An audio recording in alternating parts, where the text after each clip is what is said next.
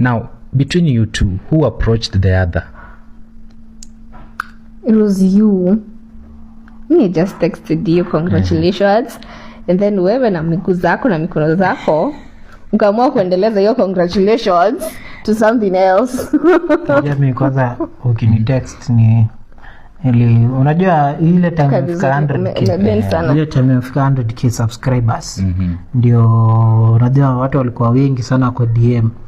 Manze kome you did it nini na nini, so pia yeye akanikaona pia alikuwa amenitext kwa wasi congratulations on 100k subscribers. Okay, sasa mimi unajua time niko single boy, so you have to look at the DP of course. If you see it's likeable, now you go to the page uangalia hapa mambo inakwendaje. So nilikuwa nimepitia madem kadhaa of course hiyo time Alichanua. madem wanani text congratulations uko like buda udema ananijua juniaje.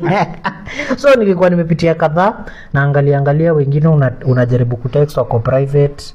Babe, was your agenda getting a wife? Hiyo time hapana babes, hiyo time nimefika 100k subscribers. Angalia DM zao. Anaangalia mafans wake vile wanakaa. Angalia mafans wenye wanakaa vizuri babe, ndio. No.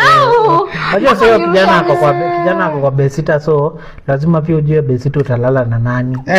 Kwa hiyo time sina mtu. Sasa niko hapa manze kuna my friend I was very looking.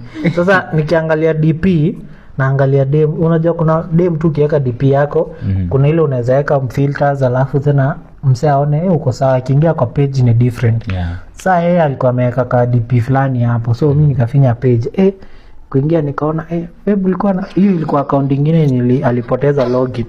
Ulikuwa na how many followers? 1000 ama I think 1400. Kwa 1400 hapo. Nikaenda nikaangalia tu picha naona very nice Okay, sasa hiyo unajua hiyo picha sasa from what I see it will determine how I respond to this 100k subscription. Because kuna wale ulikuwa unaambia tu thank you. Ni God.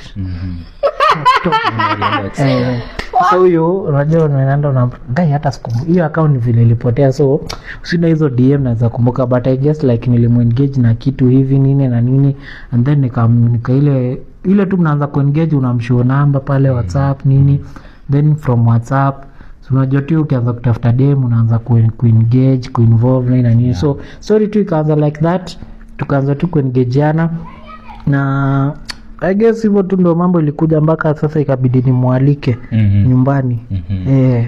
Akakuja. Naam, akatangulia pale. Kuja mati ya Kasarani pale pingie ulitokea Ruiru?